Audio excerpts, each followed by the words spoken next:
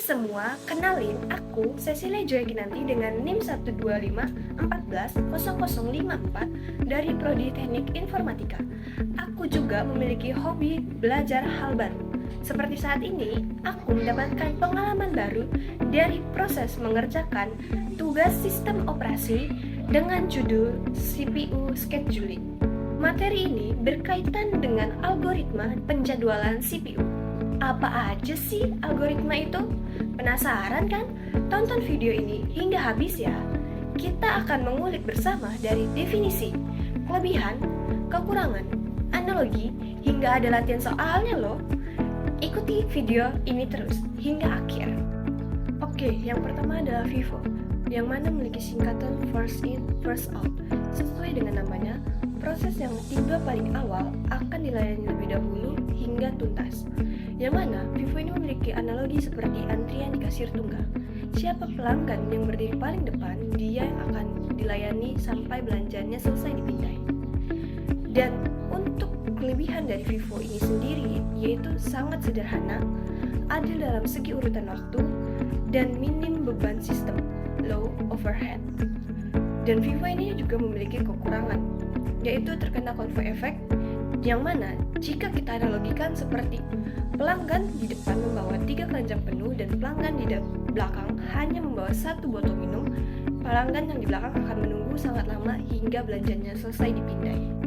Yang kedua adalah SJF, yang mana memiliki singkatan dari Shortest Job First. Definisinya sendiri adalah CPU memprioritaskan proses dengan durasi paling pendek di antara daftar antrian yang tersedia untuk dilayani terlebih dahulu. Analoginya seperti urutan di dokter gigi. Suster memanggil pasien yang cuma ingin cabut jahitan dengan durasi 5 menit sebelum memanggil pasien yang butuh operasi akar gigi dengan durasi 2 jam. Meskipun pasien operasi datang lebih dahulu. Kelebihannya apa sih? Kelebihannya adalah memberikan rata-rata waktu tunggu atau waiting time yang paling minimal. Kekurangannya apa? Kekurangannya berpotensi menyebabkan starvation, yang mana proses besar mungkin tidak akan pernah dikerjakan jika proses kecil terus-menerus berdatangan. Oke, untuk urutan yang ketiga adalah SCTF, yang mana memiliki singkatan dari Shortest Cumulative Time First, yang mana pengertiannya sendiri adalah jika ada proses baru datang dengan sisa waktu lebih singkat dari proses yang sedang berjalan, CPU akan menghentikan proses lama dan beralih ke proses baru. Analoginya seperti ini, pekerjaan di kantor, kamu sedang mengetik laporan tebal, lalu bos datang memberikan tugas 1 lembar yang harus selesai 2 menit lagi.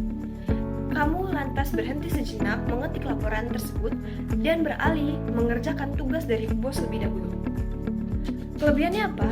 Kelebihannya adalah sangat responsif untuk tugas-tugas kecil dan memiliki turnaround time yang sangat baik.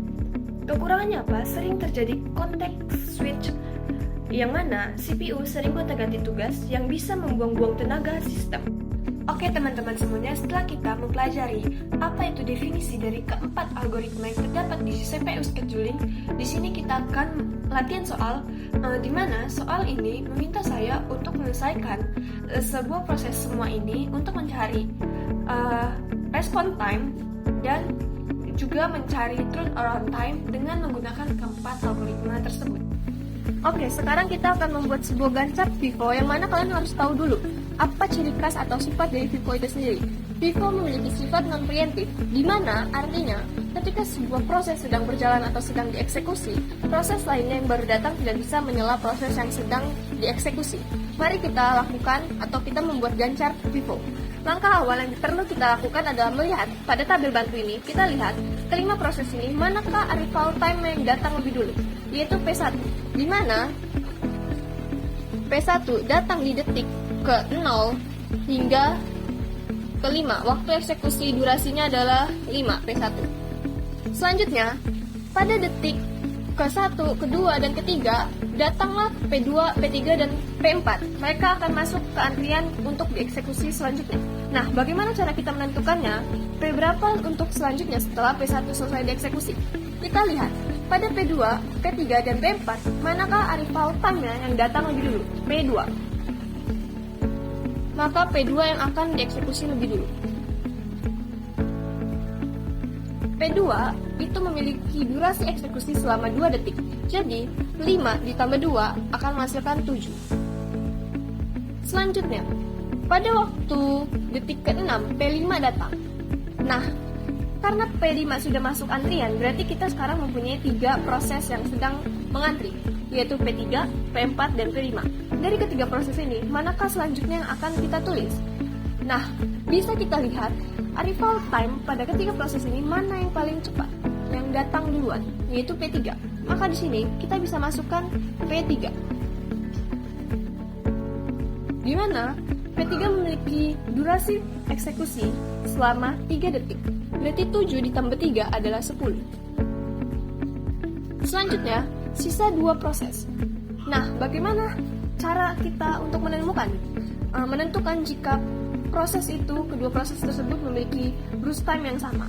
Kita lihat, pada awalnya P4 itu mengantri lebih dahulu daripada P5. Maka, bisa kita ambil kesimpulannya bahwa kita akan mengeksekusi sesuatu yang sudah mengantri lebih dulu, baru akan mengeksekusi sesuatu yang baru datang. Berarti di sini kita akan mengeksekusi P4 terlebih dahulu.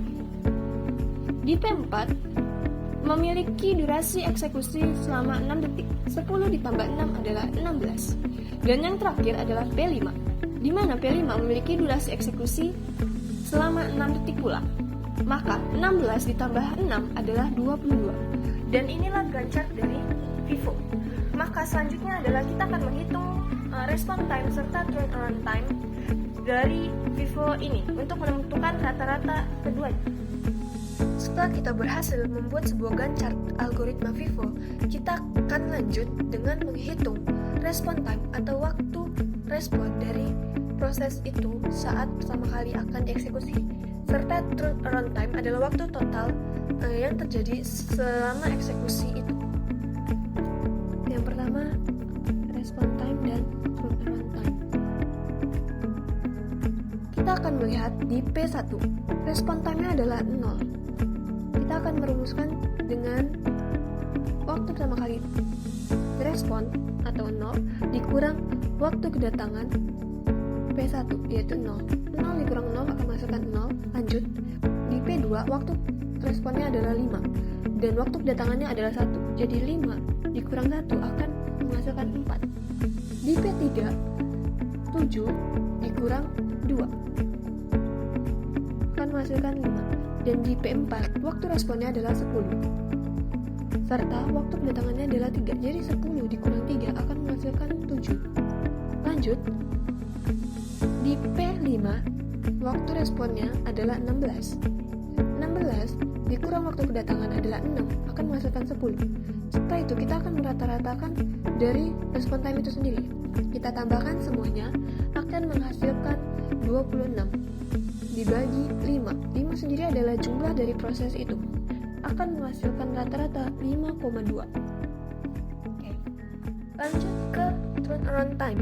Turnaround time memiliki rumus, yaitu di mana waktu finish atau waktu terakhir respon dikurang dengan waktu arrival time, waktu kedatangan. Jadi, P1 memiliki waktu finish sebesar 5 dikurang arrival time-nya 0 akan menghasilkan 5. Lalu, P2 finishnya adalah 7 dikurang 1 arrival time-nya akan menghasilkan 6. P3 finish time-nya adalah 10 dikurang arrival time-nya adalah 2 akan menghasilkan 8. Lanjut, P4 finish time-nya adalah 16 dan arrival time-nya adalah 3 akan menghasilkan 13. Dan yang terakhir, P5 waktu finish time-nya adalah 22 akan dikurangkan dengan arrival time-nya 6 akan menghasilkan 16. Setelah itu kita jumlahkan semua ini angka-angkanya untuk mendapatkan sebuah rata-rata dari turnaround time algoritma Vivo. Di mana setelah dihitung ini akan menghasilkan 48 dibagi dengan 5. 5 sendiri adalah jumlah dari proses ini. Akan menghasilkan 9,6. Oke, itu adalah cara yang pertama dari algoritma pertama, yaitu Vivo. Selanjutnya kita akan masuk ke algoritma kedua, yaitu SGF. Selanjutnya kita akan membuat gancar sebuah SGF, di mana SGF itu sendiri memiliki sifat non-preemptif yang tidak beda dari FIFO, yang mana proses satu ketika sedang dieksekusi atau sedang berjalan, proses lainnya tidak bisa datang menyela. Oke, langsung saja. Dari kelima proses ini, waktu arrival time yang datang lebih dulu adalah P1, di mana P1 memiliki arrival time sebesar 0 detik dengan durasi eksekusi yaitu 5 detik. Di waktu kelima ini sudah mengantri 3 proses, yaitu proses P2, P3, dan P4. Mengapa proses P2, P3, dan P4 tidak bisa menyela proses P1? Karena sifat SGF itu sendiri. SGF memiliki sifat non-preemptif, balik lagi. Oke, selanjutnya, jika FIFO melihat arrival time-nya setelah ini, maka SGF melihat cruise time-nya. Karena apa? Karena SGF sendiri memiliki ciri khas, yaitu akan melayani atau akan mengeksekusi sebuah proses yang memiliki waktu tersingkat. Dari ketiga proses yang mengantri, waktu tersingkat dimiliki oleh P2. Makanya di sini akan masuk P2, di mana P2 sendiri memiliki waktu tersingkat yaitu sebesar 2 detik. 5 ditambah 2 akan menghasilkan 7. Selanjutnya, dari kedua proses yang memiliki waktu tersingkat eksekusi adalah P3. Kenapa P3 dan bukan P5? Karena P5 sendiri datang di detik ke-6 dan tidak bisa menyela proses P2 di detik ke-6. Maka dari itu dia akan mengantri di sebelah atau di belakang P4. Selanjutnya eksekusi P3 adalah 3. Jadi 7 ditambah 3 adalah 10. Selanjutnya adalah P4. Karena apa? Karena dari P4 dan P5 waktu eksekusinya adalah sama atau selama 6 detik. Terus bagaimana jika waktu eksekusinya sama seperti kasus di atas ini? Maka kita bisa melihat atau kita bisa menyimpulkan bahwa jika P4 mengantri lebih dulu daripada P5, maka kita akan mengeksekusi yang P4 dulu. Jadi sini saya masukkan 4. Saya masukkan P4, dengan durasi selama 6 detik. 10 ditambah 6 adalah 16. Selanjutnya adalah proses terakhir yaitu P5 dengan durasi 6 detik juga. Jadi 16 ditambah 6 adalah 22 detik. Setelah kita berhasil membuat sebuah gancar dari algoritma SGF, kita akan menentukan atau menghitung respon time dan turnaround time seperti FIFO tadi. Respon time sendiri didapatkan dari waktu respon pertama kali proses itu jika P1 adalah 0 dan dikurang oleh waktu kedatangan. Waktu kedatangan P1 adalah 0, jadi 0 kurang 0 adalah 0, serta waktu respon P2 adalah 5 dikurang waktu kedatangannya 1 akan menghasilkan 4, dan waktu respon dari P3 adalah 7 dikurang waktu arrival time-nya atau waktu tibanya 2 akan menghasilkan 5. P4 waktu responnya 10 dikurang waktu kedatangannya adalah 3 akan menghasilkan 7, dan yang terakhir adalah P5 waktu responnya adalah 16 dikurang arrival time-nya 6 akan menghasilkan 10. Jika ini ditambah dan dirata-rata akan menghasilkan 26 dibagi 5 yaitu 5,2. Sama seperti FIFO kan? Karena datanya kebetulan seperti ini.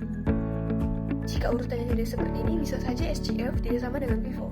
Oke, jangan terkecoh dan lihat ciri-ciri khasnya. Jika FIFO, ciri khasnya adalah AT atau arrival time yang kita lihat. Jika SGF, ciri khasnya adalah di waktu tersingkat cruise time-nya.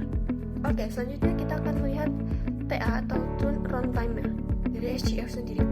Di mana sama dengan FIFO, rumusnya yaitu waktu finish dikurang arrival time, di mana waktu finish P1 adalah 5, arrival time-nya adalah 0, akan menghasilkan 5.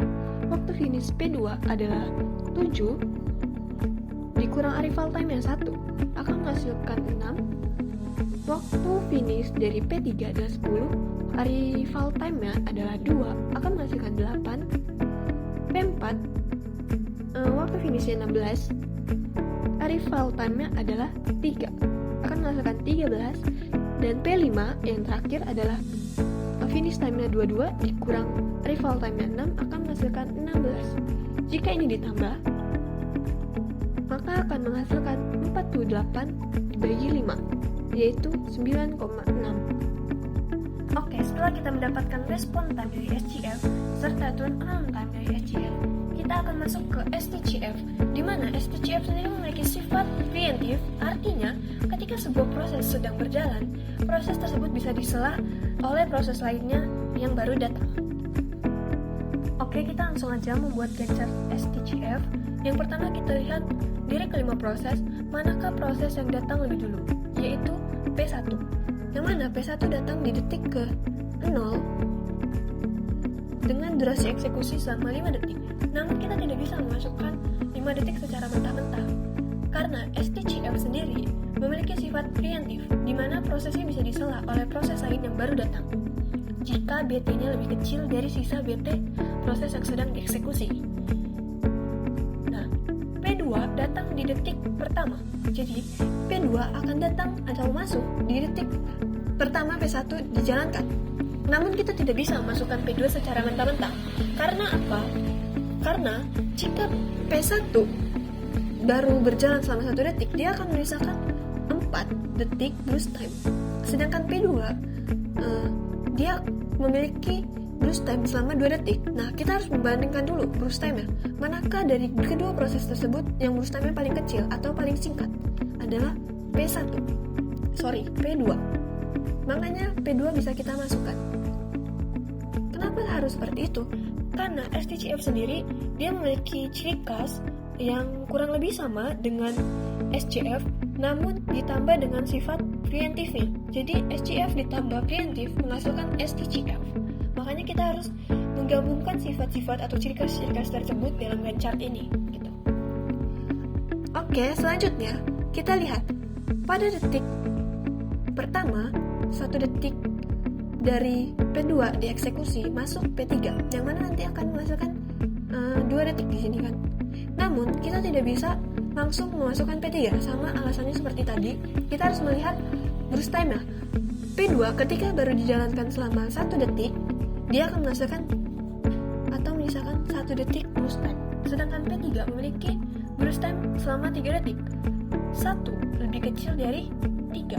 Maka dari itu, P2 akan melanjutkan proses eksekusinya hingga selesai. Maka di sini akan menjadi 3 detik. Di waktu ketiga ini, ada 2 proses yang mengantri, yaitu P3 dan P4. Kita lihat pada P3 dan P4, manakah burst time yang paling singkat, yaitu P3. Maka kita bisa memasukkan P3 terlebih dahulu di sini. Sampai kapan P3 dijalankan? Sampai detik ke-6, di mana proses P5 itu datang. Jika kita menjalankan sampai detik ke-6, P3 akan menyisakan 3. Nah, sebelum kita lanjut, kita akan melihat di sini ada antrian P1, P4, dan P5 yang baru datang.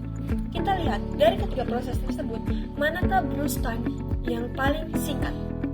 P1 misalkan 4 burst time, P2 ini udah selesai ya. Terus P4 dia punya 6 burst time dan P5 juga sama. Otomatis dari ketiga proses tersebut, yang paling singkat prosesnya adalah P1. P3 ini harusnya udah selesai karena dia burst time-nya cuma 3. Jika detik ke-6 berarti dia selesai. Ada kesalahan. Oke, lanjut. Karena burst time P1 lebih kecil, maka kita masukin setelah P3 adalah P1 lagi. Selanjutnya, kita lihat di P1 adalah sisanya 4. 6 ditambah 4 adalah 10. Gitu.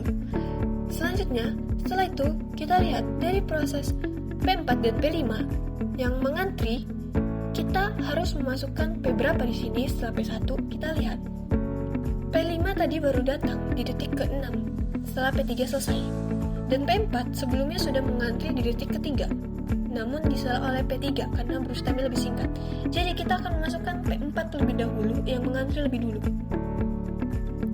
di mana dia memiliki durasi burst time adalah 6, berarti 10 tambah 6, 16. Dan terakhir kita akan memasukkan P5. 6 ditambah 6 akan menghasilkan 2. Oke, jika Gantt chart sudah selesai, kita akan membuat atau menghitung respon time serta turnaround time seperti algoritma sebelum-sebelumnya.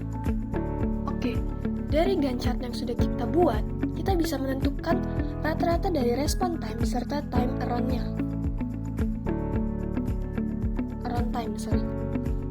Untuk respon time, rumusnya adalah waktu pertama kali proses direspon oleh CPU dikurang dengan waktu kedatangannya, di mana P1 kita akan menggunakan 0 dikurang arrival time-nya, 0, menghasilkan 0. Kenapa tidak menggunakan 6? Karena pada Gantt chart ini P1 pertama kali direspon oleh CPU pada detik ke-0. Lanjut, P2 adalah 1, dikurang arrival time-nya adalah 1, menghasilkan 0.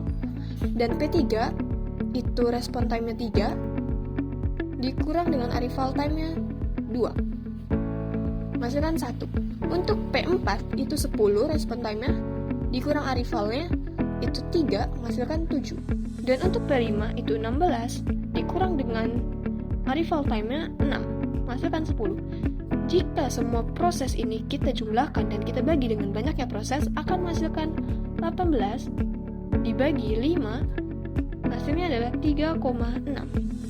Dan untuk turnaround time-nya, kita bisa menggunakan rumus waktu finish dikurang dengan waktu kedatangan. Pada P1 kita akan menggunakan 10. Karena apa? Jika kita menggunakan 1 dan di sini P1 dieksekusi lagi, berarti P1 di sini belum benar-benar selesai. Maka kita akan menggunakan 10. 10 di sini menandakan P1 sudah benar-benar selesai dieksekusi. Karena setelah 10 ini nggak ada tuh P1 lagi tuh. Jadi kita menggunakan 10. 10 dikurang dengan waktu kedatangan 0, hasilkan 10. Terus untuk P2 finishnya berapa? Finishnya adalah 3. 3 dikurang waktu kedatangannya adalah 1, menghasilkan 2. Untuk P3 adalah 6 dikurang waktu kedatangannya adalah 2, menghasilkan 4. Untuk P4 adalah 16 dikurang 3, hasilnya 13. Dan untuk yang terakhir P5 adalah 22 waktu finishnya dikurang dengan 6 waktu kedatangannya, hasilnya adalah 16. Jika ini semua ditambah lalu dibagi dengan banyaknya proses, akan menghasilkan 45 dibagi 5 adalah 9. Itulah rata-rata dari STGF yang kita hitung barusan, respon time-nya dan turnaround time-nya. Selanjutnya kita akan masuk ke round robin setelah mendapat data dari STGF. Round robin sendiri memiliki ciri khas mempunyai quantum time. Di sini quantum time-nya di ketentuan tugas saya adalah 3 milisecond.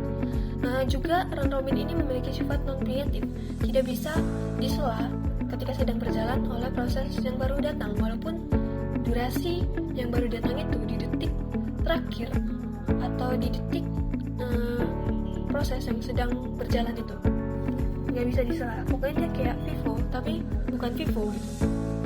Dia punya ciri khas tersendiri namun mirip. Langsung aja kita buat Gantt chart-nya. Di P1 itu datang di detik ke-0 hingga dieksekusi selama 3 detik. Kenapa di detik ketiga? Sedangkan P1 itu BT-nya 5. Karena quantum time dari semua proses adalah 3. Jadi quantum time itu adalah jatah eksekusi setiap proses. Nah, itu ciri khas round robin. Jadi semua proses itu memiliki quantum time yang tersendiri. Jadi di sini akan menyisakan 2 detik dari BT round robin. Dari BT P1 sorry. Selanjutnya kita akan masuk ke P2. P2 itu adalah BT-nya selama 2 detik, sedangkan jatah waktunya adalah 3 detik. Nah, karena P2 BT-nya itu lebih kecil dari jatah waktunya, maka P2 akan dijalankan hingga habis. 3 tambah 2 adalah 5. Selanjutnya, kita akan masuk ke P3. P3 waktu eksekusinya atau BT-nya adalah 3 detik, dan jatah dari quantum time yang ada 3 detik, maka P3 juga akan dieksekusi hingga habis. 5 ditambah 3 adalah 8. Selanjutnya kita akan masuk ke P4 atau P5 karena mereka sedang mengantri bersama dengan P1 yang mengantri kan. Nah, jika seperti ini, jika BT dari P4 dan P5 itu sama, yaitu 6 BT P4 dan P5 nya itu 6. Nah, jika sama seperti ini, kita harus bagaimana? Kita harus melihat di P4 dan P5 manakah yang datang lebih dulu, yaitu P4. Makanya kita masuk ke P4 di sini. Growth time-nya adalah 6 dan jatah waktunya adalah 3 detik. Maka 8 ditambah 3 adalah 11. P4 akan menyisakan 3 detik. Lanjut lagi. Selanjutnya seharusnya kita akan masukkan P5. Namun kita tidak bisa masukkan P5 mentah-mentah karena setelah P4 itu ada antrian P1. Karena apa? Karena P4 itu masuk di detik ketiga, ya kan? Di detik ketiga, dimana setelah P1 selesai dieksekusi. Nah, jadi kan P4 itu masuk di detik ketiga setelah P1 dieksekusi gini. Nah, P1 selesai di detik ketiga, maka P1 itu akan mengantri di belakang P4 gitu. Makanya setelah di sini kita akan memasukkan P1. P1 sisanya berapa? Growth time-nya 2. 11 ditambah 2 berapa? 13. Baru kita bisa masukkan P5.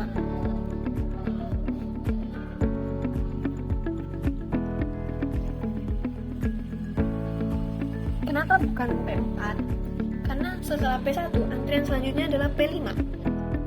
Setelah P3 dieksekusi selama 6 detik, di menit ke-6, di detik ke-6, P5 masukkan.